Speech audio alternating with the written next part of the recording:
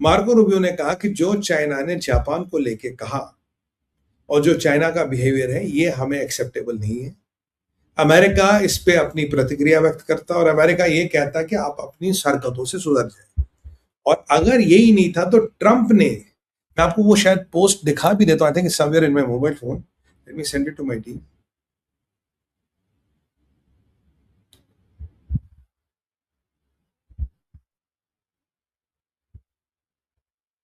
ये मैं अपनी टीम को भेज रहा हूँ, भाई ये पोस्ट दिखा दीजिए।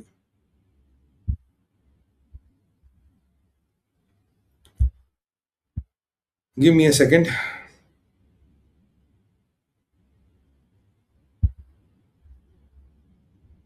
ये मैं आपको दिखा भी देता हूँ। तो बेसिकली ट्रंप ने चाइना को वार्निंग दी थी और उससे पहले मार्को रूबियो ने चाइना को वार्निंग दी थी। याद करिए, मार्को रूबियो नहीं मिले थे एशियन समिट में वेंगी से, लावरॉव से मिले थे। और कल मैंने आपको बताया था अमेरिका से खबरें ये आ रही, जो जॉर्डन में हत्याएं हुई लगता है उसमें चाइना का रोल है, उसमें इतना रशिया का हाथ नहीं है, क्योंकि लावरॉव से मीटिंग हुई और ये सब बात नहीं। पर चाइना से वेंगी से मार्को रूबियो नहीं मिले। That was a very solid indication there is something wrong. अभी मेरी टीम आपको एक पोस्ट दिखाएगी जिसमें ट्रंप डायरेक्ट धमकी दे रहा है। ये देखिए, मैं ये पढ़ के सुनाता हूं आपको। President Xi, in at our recent meeting in Beijing, China told me that he would not sell under any circumstances or sell weapons to Islamic Republic of Iran, and that statement included Chinese companies considering our relationship. I take him his word, and besides, I am doing him a very big favor also. Likewise, President Putin, despite the horrible war going on in Ukraine, the relationship remains as it does with President Zelensky. Told me that he would not sell weapons to Iran. He understands that I do not want to sell weapons to Ukraine, nor but to NATO countries. Hmm? They pay full price, and how these weapons are distributed, I have no idea. Therefore, the two major countries that people speak of often in terms of Iran, in my opinion, in my opinion, not participating in. If they did it, it would be very bad for them. If they did it, it would be very bad for them. ये जरा आप पढ़िए, अगर आप करोगे आपके लिए बहुत बुरा होगा बंधु, और certainly not in their best interest. Thanks for your attention, John Donald Trump. तो अमेरिका और रशिया को धमकी दी गई है।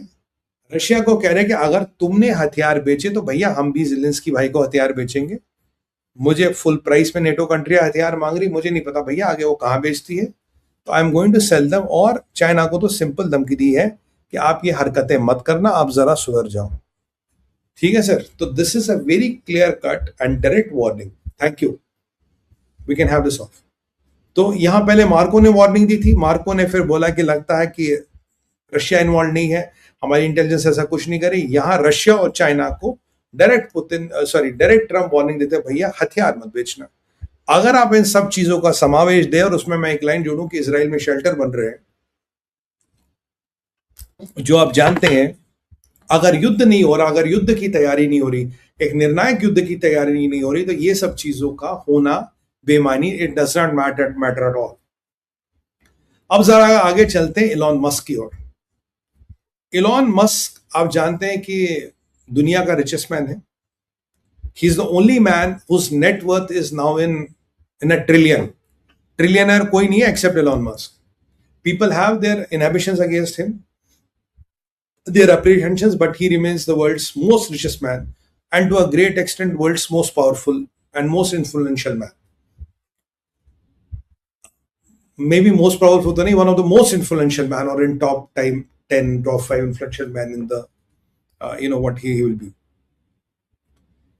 अब एलॉन मस्क से सवाल पूछा गया, साहब what do you think about Muslims, are you anti Muslim? Pointed question पूछा गया। अब आप जानते हैं, जहां तक मेरा अनुमान है, इलॉन के मदर या father one of the is a Jew. तो इलॉन ने बोला देखो, anybody who does not respect western values, anybody who doesn't believe in western way of life, anybody who threatens our existence, anybody who has those वो कयामत वयामत वाले vision, जहां जन्नत, and anybody who are rapists, I don't like them. तो अब आप बोलोगे कि भाई ये एम वर्ड तो यूज किया नहीं, तो ये क्या कह रहा है एलॉन मस्क? मैं आपको समझाता हूँ। Anybody who does not agree to western values, people like Iran, Pakistan, Afghanistan, they don't agree to western values, they don't believe in western values, but passport American चाहिए, अलग बात है। Anybody who hates our civilisation, like Iran, death to America, death to Israel, और anybody who has those जन्नत जहाद के vision की life after death, जन्नत जहाद, और खजूर, whatever, और एनीबडी हु आर रेपिस्ट्स।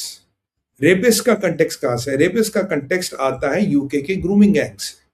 अगर आप यूके के ग्रूमिंग गैंग्स को देखेंगे, वहां जो बंदे पकड़े गए हैं 99% पाकिस्तानी मुसलमान है, अधिकतर ये मीरपुर वीरपुर साइड के। ये बलात्कार, यौन शोषण इस सब में संलग्न है।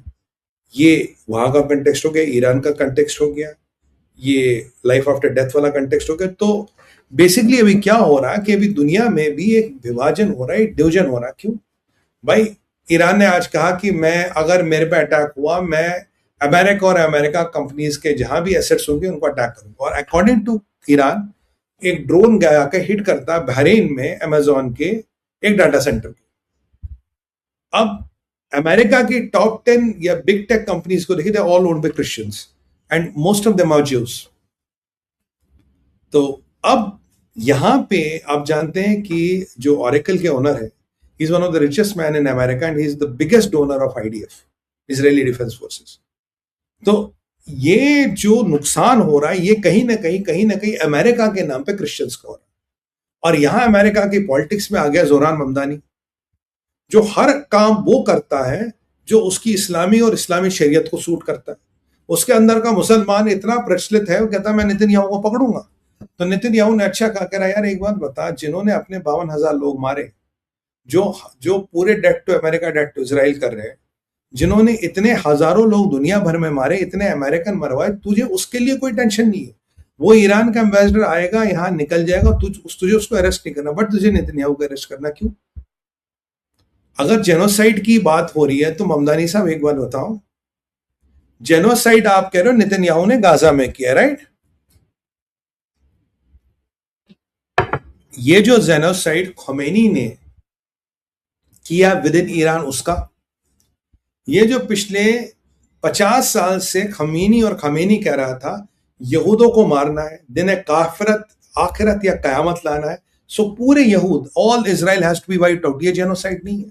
उस जेनोसाइड के लिए मैंने प्रॉक्सीज बनाई, मैंने टेरर नेटवर्क्स बनाए, मैंने टेरर फंडिंग इकट्ठी की, मैंने न्यूक्लियर बम बनाने की कवायद की। आज के डेट में मैं रोज पिट रहा हूं, मेरे लोग मर रहे हैं क्योंकि मुझे न्यूक्लियर बम बनाना उन्हीं यहूदियों पे गिराने के लिए। ये जेनोसाइड नहीं है क्या? अगर इसे जेनोसाइड नहीं कहते तो जेनोसाइड किसको कहते हैं? तो भाई ये तेरी आंखों में कैटरैक्ट हो गया क्या? पॉलिटिकल मोतियाबिंद हो गया? या तू अब वो मतलब अमेरिका को दारुल इस्लाम में मुसलमान करेगा? या तुझे लगता है कि यहां सब पूतिए है, कुछ भी बोल दो चल जाएगा? मतलब क्या समझ रखा है अमेरिकन को? और ये जो तुम्हारा गुरु है ओबामा, ये जो तुझे रोज नए नए पहाड़े जो तुम कह रहे हो, अरे प्रॉफेट मोहम्मद साहब ने हिजरत की थी और इस्लाम इतना बड़ा रिलीजन बना, शांतिपूर्व, शांति प्रिय मजहब बना और दुनिया का उद्धार किया। हमें भी हिजरत के दरवाजे अमेरिका के लिए खोलने चाहिए, जो आए हम न्यूयॉर्क में उसको गले से लगाएंगे। मतलब न्यूयॉर्क में तुम दुनिया भर के मुसलमानों को कह रहे हो आ जाओ, दारुल इस्लाम बनाएंगे, यहाँ शरिया चलाएंगे, और तुम्हारे मुस्लिम ब्रदरहुड का ऑब्जेक्टिव तो है टेक ओवर अमेरिका। तो भाई तू तो उसका ही एजेंट है, तू तो मुस्लिम ब्रदरहुड का एजेंट है। But anyway that is not the issue. तो अब यहाँ ना अमेरिका वाले भी पक गए हैं, ये भी बेचारे चुप रह रहे थे, एक बार दो बार तीन बार, यार छोड़ो क्या मुंह लगना, कोई बात नहीं कोई बात नहीं। अगर अब ये खूब इस्लामी एजेंडा ही चल रहा तो यह अमेरिका भी जवाब देने लगा। वैसे इलॉन मस्क व्यापारी है, राजनीति में नहीं पढ़ता। यूजुअली बिजनेसमैन लोग राजनीति में नहीं पढ़ते, बट जब अति हो गई, जब पराकाष्ठा हो गई, जब बिल्कुल ही तबाही मच गई, आप अपना इस्लामी एजेंडा अपनी न्यूयॉर्क की मेयर की कुर्सी पे बैठ के ऐसे चलाते हो जैसे ट्रम्प के आप बॉस हो या विदेश मंत्रालय आपके अंडर आता। तो मार्को रूबियो कल आपसे पूछेगा सर क्या करूं, और उस दिन कह रहा है कि जब Trump did not brief me on attack on Iran. अबे तेरी औकात क्या है? तू जाके देख, स्कूलों में पानी आ रहा, सड़कें साफ हो रही है, ट्रम्प तुझे ब्रीफ करेगा? तेरा नाम हमदानी है इसलिए तुझे ब्रीफ करे? ये कहते ना चूंटी को नजला होना। और अब ये जो डिवीजन ममदानी ने कर दिया अमेरिका की पॉलिटिक्स में, अब सबको समझ आता है। एलॉन मस्क को समझ नहीं आता कि नेतन्याहू को क्यों पकड़ना है, लैरी पेज को समझ नहीं आता कि नेतन्याहू को क्यों पकड़ना, जकरबर्ग को समझ नहीं आता, सबको सब समझ आता है कि आपको नेतन्याहू को क्यों पकड़ना, आप नेतन्याहू के पीछे क्यों पड़े। तो अल्टीमेटली एलॉन ने बोल दिया, बोला भाई ये कुछ कैरेक्टरिस्टिक्स हैं। और अगर आप देखें बोको हराम में कितनी महिलाओं को सेक्स स्लेव बनाया, नाइजीरिया में क्रिश्चियनों के 25,000 चर्च जला दिए, 60-70 हजार लोगों को मार दिया, आइसिस गर्दनें काट काट के लैंप पोस्ट पे लगाता था, ये हिजबुल मुजाहिदीन और ये सब हमास हिजबुल्ला आप जानते हो। तो इसके बाद अगर ईरान ने ग्रूमिंग गैंग्स किसी से नहीं छुपे, अब ईरान ने मुस्लिम वर्ड ना यूज करके उसने एक जवाब सा दे दिया, और जवाब किस आंसर में दिया, sir what do you like Muslims, what do you think about Muslims, ने जवाब दिया। अब ये मेरे विचार नहीं है, एलॉन मस्क के विचार है जो मैं आपको बता रहा हूं। तो आप समझिए अमेरिका में एलॉन मस्क का बोलना मैटर करता था।